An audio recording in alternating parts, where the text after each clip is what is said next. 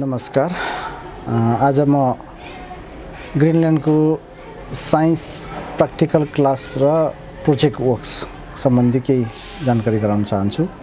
हामी शिक्षकहरूले चाहिँ धेरै साइन्टिफिक मेटेरियल्सहरू बजारमा पाउने कुराहरू र रेडिमेड कुराहरू मिलाएर हामी प्र्याक्टिकल त गराउन खोज्छौँ, तर हामी पढाउने शिक्षकलाई चाहिँ बढी क्लासरुम टिचिङ अनि होमवर्क असाइनमेन्ट चेक अनि एक्जामिनेसनले गर्दाखेरि नभ्याउने भएको हुनाले बोस्को फाउन्डेसनको मानबहादुर सुनारसँग मिलाएर उहाँको प्रोजेक्टसँग हामीले चाहिँ स्कुलको कक्षा 6 देखि 9 कक्षासम्मको विद्यार्थी भाइ बहिनीहरूलाई चाहिँ हाम्रो करिकुलमलाई बेस बनाएर प्र्याक्टिकल क्लासहरू चलायौँ र बिदाको बेलामा जाडो बिदाको बेलामा केही प्र्याक्टिकल प्रोजेक्टहरू पनि गरायौँ र त्यो प्रोजेक्टको चाहिँ यो भिडियो मार्फत एउटा शैक्षिक सामग्रीको बनोस् भनेर भिडियो पनि बनाएको छौँ।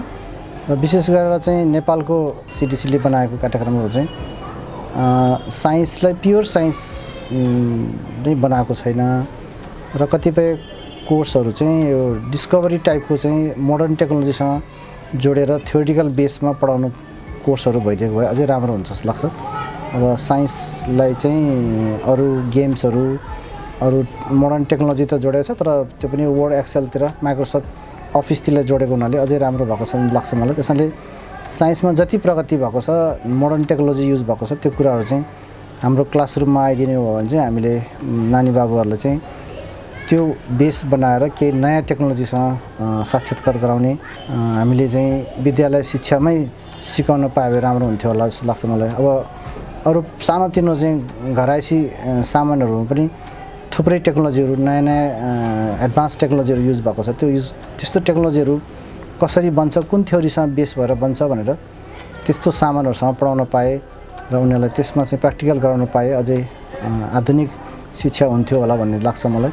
अब धेरै कुरो डिप नलेज नसिके पनि सामान्य जीवनमा चल्ने देख्ने प्रयोगमा आउने कुराहरू चाहिँ उनीहरूलाई साइन्टिफिक ब्याकग्राउन्ड के हो, त्यसको कुन थ्योरीसँग रिलेटेड छ भन्ने कुराहरू चाहिँ गराउन पाए राम्रो हुन्थ्यो भन्ने लाग्छ। त्यसैले नेपालको चाहिँ साइन्स एजुकेसन चाहिँ विद्यालय शिक्षामा अझै मोडर्नाइज हुनुपर्छ र यसलाई व्यवहारिक ढङ्गले लेटेस्ट टेक्नोलोजीसँगै उनीहरूलाई सँगसँगै लान सकिने र आधारभूत साइन्सको थ्योरीहरूसँग चाहिँ जोडेर जीवनोपयोगी कुराहरूमा चाहिँ उनीहरूलाई कसरी आकर्षित गर्न सकिन्छ भन्ने कुरा नै विशेष छ। र यो भिडियोहरू यहाँले हेरेर प्रतिक्रिया जनाइदिनु होला र नानी बाबुहरूले पनि प्र्याक्टिकली क्लास छुटेकोहरूले पनि यो भिडियो हेरेर यहाँहरूले के शिक्षा दिन सक्छ भन्ने कुरा राख्दै म बिदा हुन चाहन्छु। धन्यवाद। We see various plants and animals around us. They differ to each other in shape and size, but they have one similarities. All of them are made up of cell. They can be compared as bricks of the building. Bricks are joined by cement to form the building in the same way. Cells are very small. It cannot be seen with our naked eyes. We need microscope to observe them. There are two types of cell: plant cell and animal cell. Plant cell भनेको हरियो बिरुवामा पाइने sale हो। यस प्रकारका सेलहरू प्रकाश संश्लेषण हुन्छन्, जसको मतलब यिनीहरूले आफै खाना उत्पादन गर्न सक्छन्। Animal cell is oval in shape. A cell which is found in animals are called animal cells. You can see it. This is cell membrane. It is the outer protective boundary to an animal cell. There are various types of galaxies in our entire universe. In that galaxy, there are also the various types of systems. Our solar system lies in Milky Way galaxy. The solar system consists of a medium-sized star, planets, asteroids, comets, and other heavenly bodies. The heavenly bodies which revolves around the sun are called planets. The first planet from our solar system is Mercury. It is grayish in color. The hottest planet of our solar system is Venus. Its temperature is about 800 Fahrenheit. Hi everyone, I am Bihani Rai with my friends Shirisa Shresh and Suraksha Gautam. Here they represent the model of atomic structure. Atom is the smallest particle of the matter. It is made up of neutrons, electrons and protons. It's me, Prasansa Tamang. Simple machine is a device which make our work easier and faster. There are 3 types of lever: first class lever, second class lever, and third class lever. In first class lever, fulcrum is the middle of the items. In second class, fulcrum is in the right side, and the third class, the fulcrum is in right side.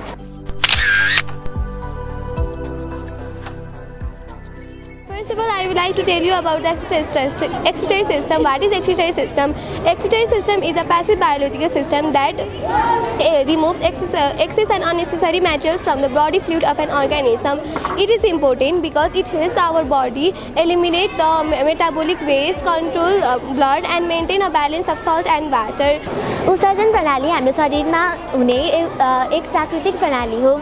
यसले हाम्रो शरीरमा भएको नचाहिने वस्तु, तत्त्व र पदार्थ फाल्नलाई मद्दत गर्छ। यसले हाम्रो रगतको तापक्रमलाई पनि नियन्त्रणमा राख्छ। उत्सर्जन प्रणाली हाम्रो शरीरको लागि निकै महत्त्वपूर्ण छ। यदि हामी मानव जातिमा उत्सर्जन प्रणाली नभएमा हामीलाई विभिन्न प्रकारका किडनी मृगौला सम्बन्धी रोगहरू लाग्न सक्छन्।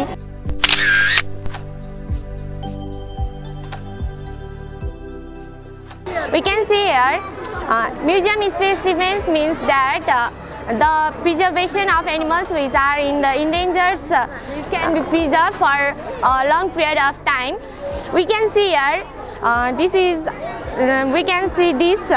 water, but this is a chemical. So today I am going to tell you about the vertebrates and its classification.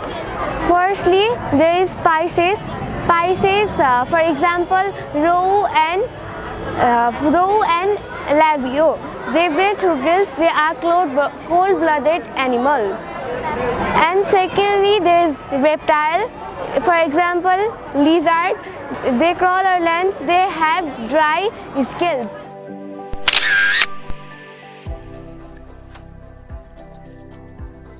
Microscope भनेको चाहिँ स्मलेस्ट अर्गानिजमहरूलाई चाहिँ भ्यू गर्ने सेल्सहरूलाई हेर्न युज हुन्छ र माइक्रोस्कोपलाई चाहिँ के चाहिन्छ भन्दाखेरि घाम चाहिन्छ। एउटा इलेक्ट्रिकल हुन्छ र अर्को चाहिँ घाम चाहिने हुन्छ। र प्यारेन्काइमाको मेन फङ्सन यसले के काम गर्छ त मेन फङ्सन यसको के हो त भन्दाखेरि चाहिँ फुडहरू खानाहरू चाहिँ म्यानुफ्याक्चर गर्छ, स्टोरेज गर्छ र सिक्रेसन गर्छ।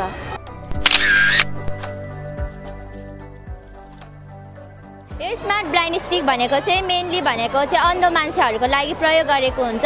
यसमा धेरै जस्तो 4 पार्ट्स हुन्छ। मेन पार्ट्स भनेको चाहिँ ब्याट्री, ट्रिगर, अनि अडियो, अनि ultrasonic centre. The blind stick held by everyone such as who are blind and who are old, so that can help them to walk and everything. Blind stick has the process of doing step by step, such as it has battery, speaker, Arduino and sensor. We have used ultrasonic sensor, which is a modified sensor.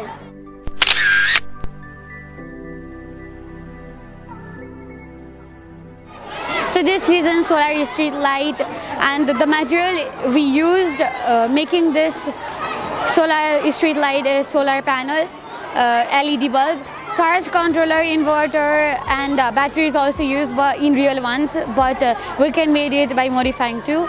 So windmill को काम भनेको चाहिँ kinetic energy related हो। अनि kinetic एनर्जीमा चाहिँ अब यो पंखालाई स्पिडसित घुमायो भने यहाँ बत्ती बल्ने गर्छ। जस्तै बत्ती बलेको देख्न सक्नुहुन्छ। त्यस्तै विन्डको पावरले यो घुम्छ अनि त्यसको विन्डको पावरले घुमेपछि पनि पानी हालेर अनि त्यसलाई इलेक्ट्रिसिटीमा चेन्ज गर्ने हो।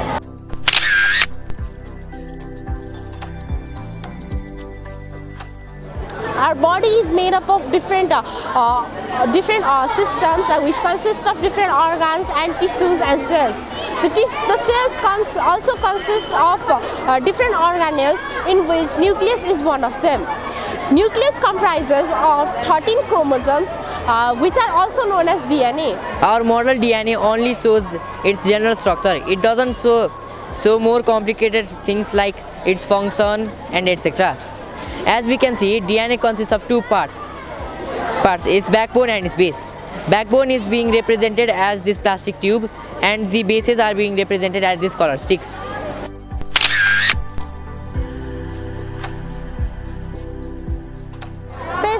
पेस्कोप भनेको चाहिँ यो चाहिँ जेट सेप र यु सेपमा छ। यसले चाहिँ हामीले यो अगाडिको भागलाई देख्न सक्छ र यसले चाहिँ हामीले पछाडि हेर्ने हो अनि यसमा चाहिँ दुईटा सिसा हुन्छ एउटा यहाँ र अनि यहाँ 45 डिग्रीको सिसा The science behind both periscope and kaleidoscope involve the principle of option, which is the study of light and its behavior. In particular, the use of mirror is a mirror to reflect the light.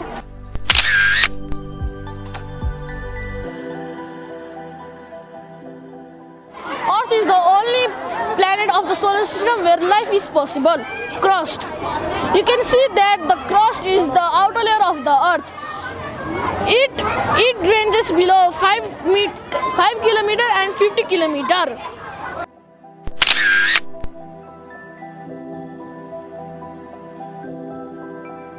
Good afternoon to everyone. My name is Narika Gurung. I am here with my friend Divyam Thapa. Today we have a project of ecological pyramid. An ecological pyramid is a graphical representation between the relationship of a living organism and trophical levels. In an ecological pyramid, there are producers, primary consumers, secondary consumers, and apex predators and decomposers.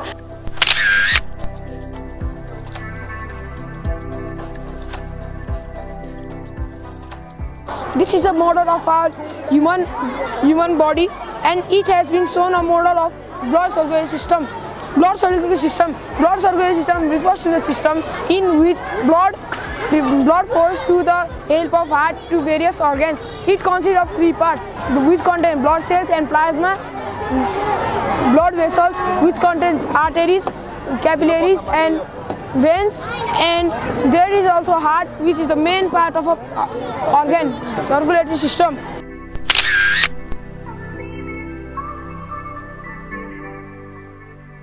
We have shown here the process of the centrifugation. धेरै जस्तो प्रोसेसहरु छ त्यो मिक्सरलाई चाहिँ फेरि दुईटा कम्पाउन्डमा फेरि separate गर्नको लागि चाहिँ त्योबाट एउटा मेथड चाहिँ यो सेन्ट्रिफ्युगेसन हो. So centrifugation is also known as the process or method of separating the compound by rotating in its full speed. Like this, यो चाहिँ एउटा example हो.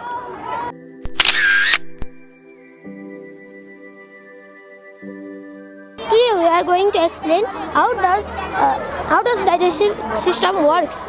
पहिला त हामी खाना खान्छौं. खाना खाएपछि हामीले चबाएपछि हाम्रो मुखमा भएको सलिभरी ग्ल्यान्ड्सले सलिभा प्रोड्युस गर्छ. सलिभाले हाम्रो खानालाई नरम बनाउँछ.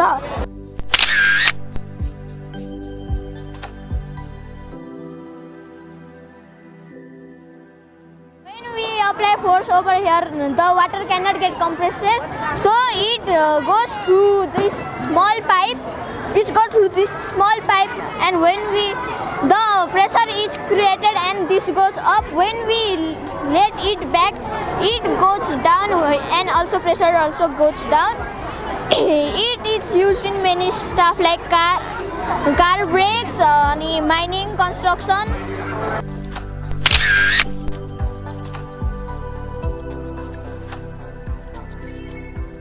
Today we are going to talk about the topic about height and pressure.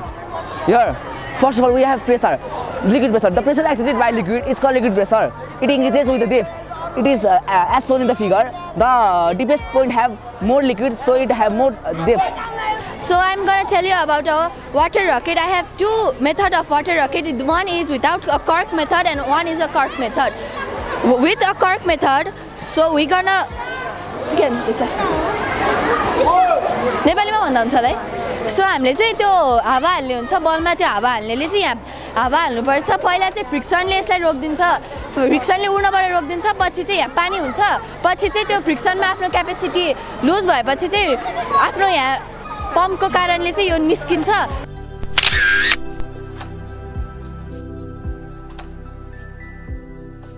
एउटा आरसी कार हो जुन रिमोट फ्रिक्वेन्सी कार हो जुनबाट हामीले योबाट फ्रिक्वेन्सी पठाउँछ. यो एउटा ट्रान्सिभर हो जुनबाट फ्रिक्वेन्सी लिन्छ, जुनबाट गाडी मुभ हुन हेल्प गर्छ. हामीले जब यता फ्रिक्वेन्सी पठाउँछौँ तबबाट यता यो अडिटोरियम सिग्नल जान्छ जुनमा हामीले कोडिङ गरेका छौँ. जुनबाट हामीले रिमोटबाट जब यता पठाउँछौँ तताबाट जान्छ.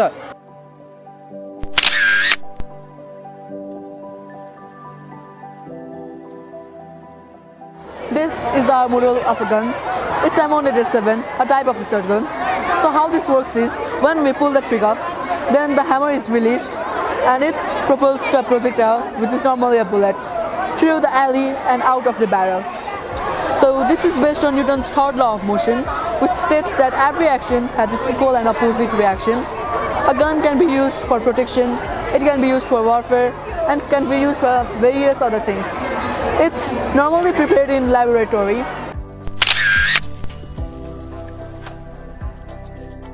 First of all, mushroom is a saprophytic, multicellular, non-vascular fungus. It is mostly found in wooden logs and in damp and moist places. Mushrooms are divided into two types. They are edible and non-edible mushroom. This is one of the example of edible mushroom. This is oyster mushroom, and this mushroom can be consumed. That's why it's called edible mushroom. The next example of edible mushroom is this button mushroom, and this is non-edible mushroom.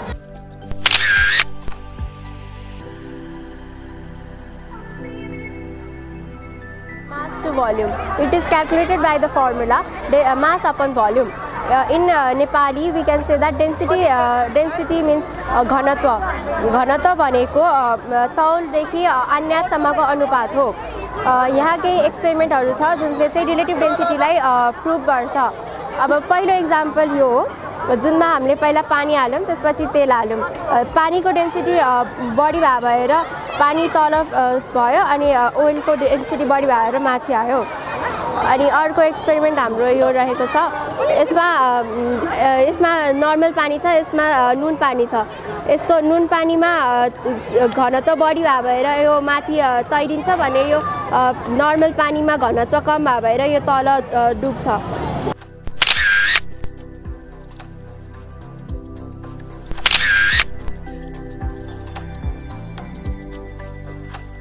A while ago, me and my friends were given the task to make this model, make this small model of eclipse and explain a few words about it. Now, without any delay, I would like to start my explanation. Eclipse can be defined as the passing of one astronomical body through the shadow of another astronomical body. There are two types of eclipses that can be found in space. They are lunar eclipse and solar eclipse. The definitions of lunar eclipse and solar eclipse are the eclipse in which the moon blocks the sun's light from getting to earth is called solar eclipse, and the eclipse in which the earth comes in between of the sun and moon is called lunar eclipse. To explain about how the sound vibrates in a plastic horn and a plastic pipe. It's a plastic horn. The length of the plastic horn vibrates inside the amplitude of the sound. अब हामीहरूले चाहिँ यो sound चाहिँ different हुन्छ. अब यो लामो छ, मैले यो लामोमा साउन्ड प्रड्युस गरेँ भने अनि यो काट्दाखेरि साउन्ड डिफ्रेन्ट आउन सक्छ.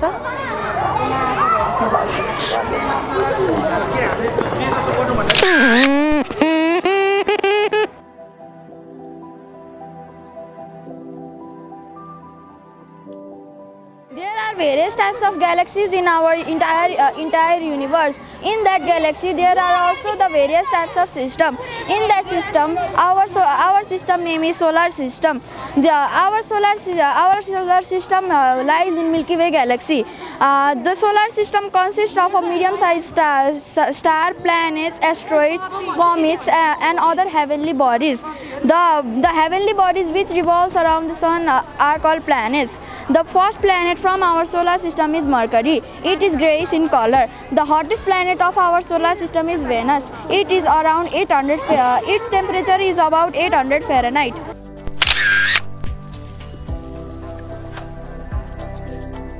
यो पानी घट्टा हो. यसमा जब हामीले यो पानीले त यसलाई घुमाउँछ हैन, तब यो माथिको नि घुम्छ. अनि हामीले यसमा चामल कोदो गहुँ हाल्छौँ. अनि यो यसमा आएर पिसिन्छ. अनि यो घुम्छ नि पानीले. अनि यो पिसेर यता त्यो धुलो बन्छ. अनि त्यो जस्तै पिठो, कोदाको पिठो नि हुनसक्छ, उसको पिठो नि हुन्छ. यहाँहरु सबैलाई नमस्कार.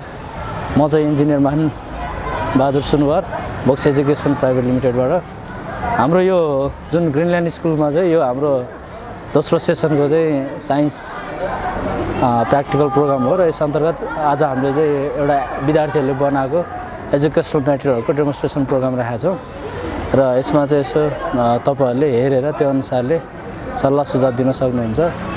योभन्दा अघिल्लो साल हामी 2075 सालमा गरेका थियौँ र त्यस पछाडि लकडाउन पश्चात आज यो हाम्रो त्यस पछाडिको दोस्रो चाहिँ साइन्स एक्जिबिसन हो र अलिकति थोरै समयले गर्दाखेरि हाम्रो पनि अपेक्षाकृत रूपमा चाहिँ विद्यार्थीहरूले अथवा हामीले त्यो अनुसारको चाहिँ एउटा एजुकेसनल मेटेरियल डेभलप गर्ने डेमोन्स्ट्रेसन गर्ने काम भएको छैन।